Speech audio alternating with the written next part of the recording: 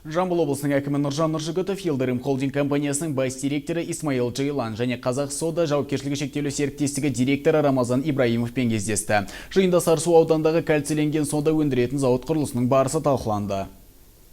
Жаңа зауыттың өндірістік қуаты жылына 500 мың тоннаны құрайды. Алдағы уақытта өнім көлемін 1 миллион тоннаға дейін арттыру мүмкіндігі бар. Кәсіпорын ішкі нарықты толығымен қамтып, экспортқа шығаруға қауқарлы. Исмаил Джейланның сөзінше, компания жаңа технологияларды қолдану арқылы қалдықсыз өндірісті іске қоспақ. Saymışından sonra finansal kapama için 4 parti çevre raporu vardı.